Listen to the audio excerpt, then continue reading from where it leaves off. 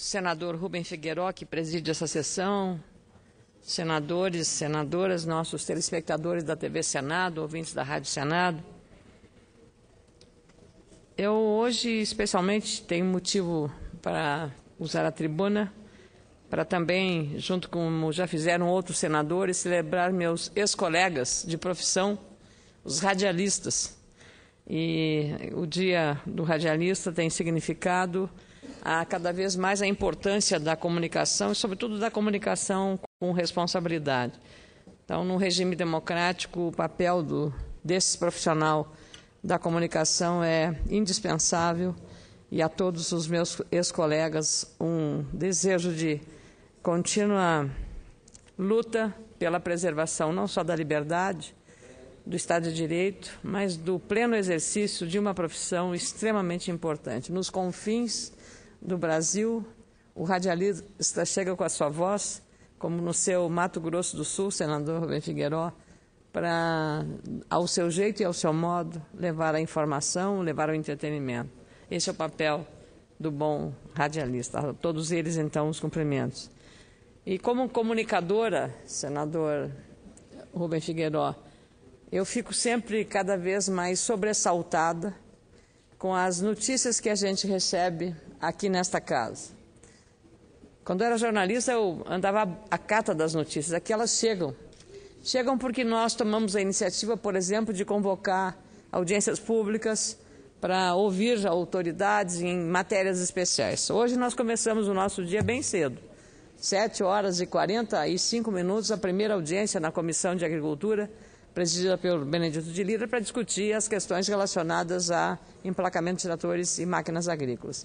Logo em seguida, a mesma comissão, Vossa Excelência também é um dos signatários estava lá, a FUNAI, para falar sobre esse tema tão candente que é a questão relacionada aos conflitos provocados por demarcações em áreas onde estão assentados, onde trabalham, onde têm propriedade registrada por gerações e gerações, e no meu estado, de pequenas áreas rurais.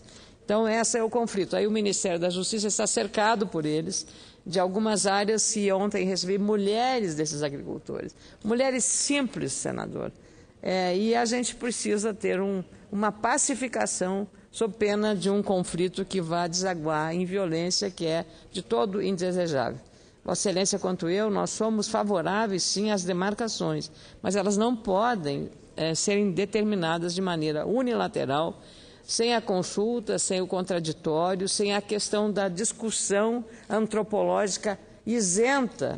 Ela tem que ser isenta, ela tem que ser por antropólogos, não eventualmente pela parte interessada de um lado da questão. Então, nós temos que tratar isso com muita responsabilidade e muito equilíbrio.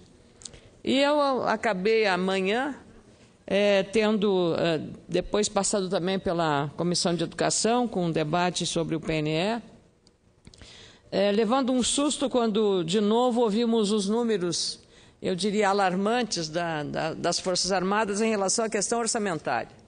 Numa audiência na Comissão de Relações Exteriores, nós pudemos ver, na palavra do comandante da Marinha, Almirante Moura Neto, do comandante do Exército, Enzo Martins Peri, e do comandante da Aeronáutica, o tenente brigadeiro do ar, Junichi Saito. Numa nota técnica que foi encaminhada à própria Comissão de Relações Exteriores, presidida pelo nosso colega Ricardo Ferraz, que teve a iniciativa de fazer o convite às autoridades militares, esses chefes militares relatam um cenário, senador Capiberibe, de extrema penúria das nossas Forças Armadas, apontando uma diferença de aproximadamente 13,6 bilhões de reais entre o que as três armas avaliam como o mínimo necessário para os investimentos no orçamento de 2014 e os recursos que estão previstos, não assegurados, na proposta orçamentária encaminhada ao Congresso Nacional pelo Poder Executivo. O programado soma cerca de 16,2 bilhões de reais, enquanto as necessidades das três armas superam os 29,8 bilhões, ou seja, quase 30 bilhões de reais. Esses recursos são insuficientes até mesmo para o custeio da atividade de rotina com uma manutenção de equipamentos e não atendem aos projetos que fazem parte da Estratégia Nacional de Defesa. E, nesse particular, veja só, a própria Anvisa está determinando e fazendo auditorias nos refeitórios da aeronáutica e dizendo que não podem funcionar do jeito que estão, porque eles estão velhos demais, senador. Eles precisam ser remodelados, mas para remodelar um refeitório com todos os equipamentos é preciso recurso. É preciso recurso e não se faz da noite para o dia, nem se faz, o dinheiro não cai do céu. É preciso fazer a previsão do orçamento. Então, é triste para a sexta economia do mundo, que nós temos orgulho de dizer que o Brasil é a sexta economia do mundo, com as Forças Armadas não tendo dinheiro para garantir o custeio. E tendo que uma autoridade do próprio governo, como uma agência reguladora, a Anvisa, dizer lá para a unidade militar que nem o hospital e nem o refeitório estão funcionando dentro dos padrões normais, porque são velhos demais, estão precisando urgentemente de uma construção nova, porque já os remendos já não servem mais. Então, é triste para que a gente acompanhe, acompanhando este relato, e quando a gente fala na área das Forças Armadas, nós não estamos falando em guerra, nós estamos falando numa unidade de difusão tecnológica. Nós estamos falando em área de educação, nós estamos falando em área de inclusão social, porque por esse interior do Brasil, os jovens pobres é que vão servir nas unidades militares, seja Marinha, Exército Aeronáutico. As famílias dos mais abastados encontram uma forma, e é muito bom que seja assim, porque pelo menos ali, senador Capiberibe, tem a oportunidade de uma adequada alimentação, de uma educação e de uma disciplina. A pessoa sai dali preparada para a vida. E é exatamente esse o valor.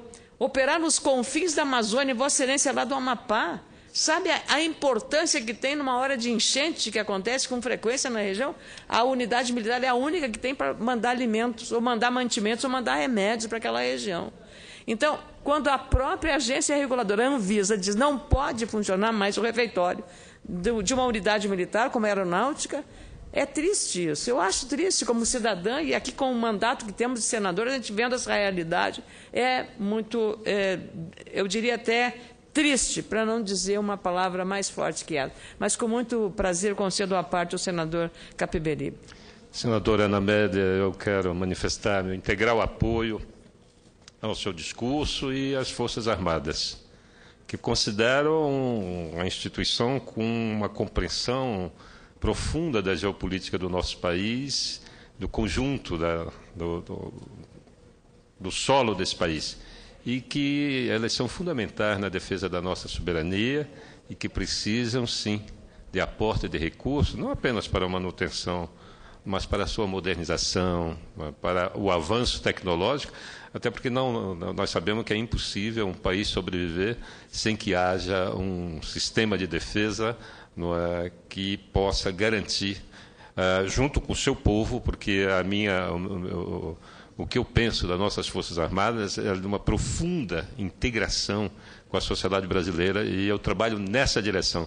Portanto, a senhora conta conosco nessa frente em defesa das nossas Forças Armadas aqui no Parlamento. Eu acho que está na hora da gente pensar num grupo que possa ajudar as nossas Forças Armadas a entrar nessa disputa por recurso.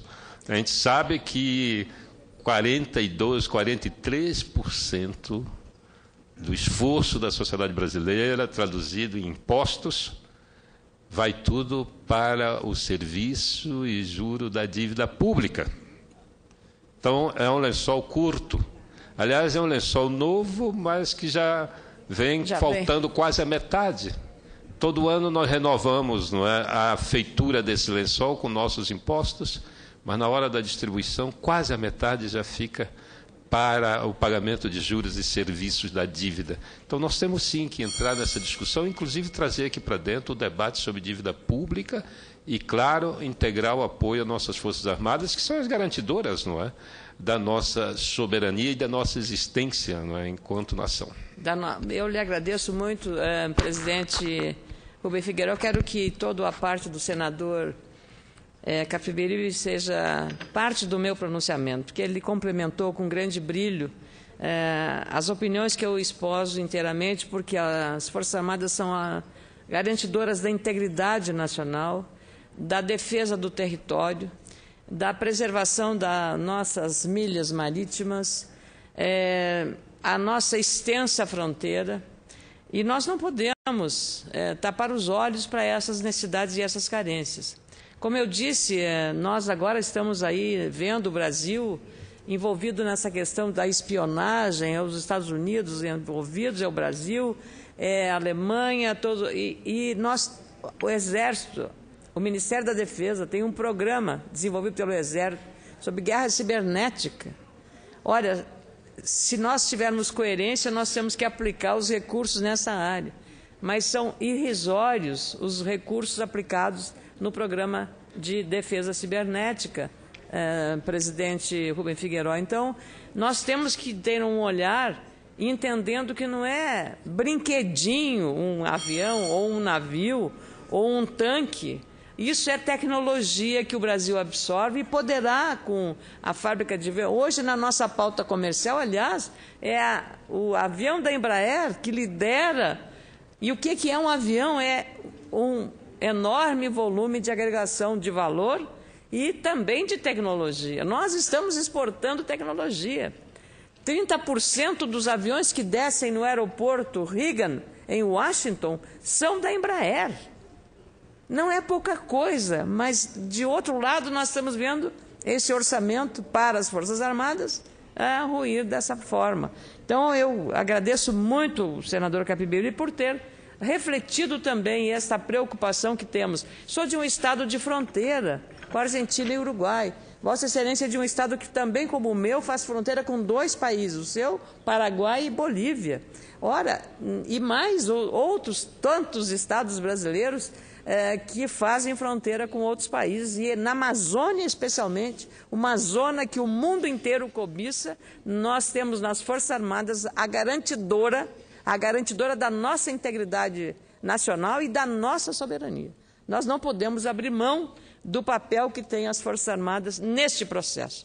Portanto, quero lembrar também o que foi dito hoje pelas autoridades. O Exército foi contemplado para o orçamento do ano que vem com 5,8 bilhões. Pediu 13,2 bilhões. O ideal para o Exército, tem o maior programa, tem o maior contingente operacional, o ideal seria 21 bilhões de reais. O comandante do Exército deixou muito claro, através do especialista em orçamento, esses números. A aeronáutica, que eu acabei de falar agora dos seus hospitais que estão caindo aos pedaços, contemplada a aeronáutica com 3,5 bilhões de reais. 3,5 bilhões de reais. Vai pedir um aporte para 4 bilhões de reais. Mas precisaria, só a aeronáutica, presidente, 8,8 bilhões de reais. O comandante Junit Saito tem batalhado por isso, porque tem, às vezes, falta até combustível para o avião da nossa aeronáutica. Nós tivemos que alugar um avião de um país africano, para trazer o contingente brasileiro das Nações Unidas lá do Haiti. A nossa tropa, que a cada período, a cada 6 meses, se não estou equivocada, tem que ser feita a troca dessa tropa. Tivemos que alugar. Um avião foi alugado pelas Nações Unidas para trazer a troca, porque o avião Búfalo já precisaria de 2 meses para fazer um serviço que se faria num dia. A Marinha foi contemplada com cerca de 5 bilhões de reais, enquanto o adequado seria 7 bilhões de reais, conforme a declaração do almirante de esquadra Júlio Soares de Moura Neto. Assim é que eu trago esse relato apenas para reafirmar a preocupação que temos. Não há dúvida que aqui, não só o presidente desta casa, o presidente da Comissão de Relações Exteriores, Ricardo Ferraz, mas também ouvi com muito, acho que é um caminho interessante, o deputado presidente da Comissão de Relações Exteriores, Nelson Pellegrino, na Câmara dos Deputados, propondo que, assim como nós fizemos com os royalties do pré-sal, para destinar uma parte para a educação, 75%, e o restante para a saúde, que os royalties da mineração sejam aplicados, uma parte deles, nas Forças Armadas. Eu acho que é uma engenhosa alternativa política e financeira para dar o suporte necessário à Marinha, Exército e Aeronáutica para que desenvolvam e não deixem parar projetos da maior relevância para o interesse nacional. Aí sim nós podemos levantar a cabeça com grande orgulho para dizer somos sim a sexta, a quinta, a quarta, a terceira potência do mundo. Mas enquanto não dermos essa atenção, senador, nós não podemos ficar muito orgulhosos porque estamos descuidando de um setor essencial para o nosso país. Então, agradeço Vossa Excelência pela generosidade do tempo.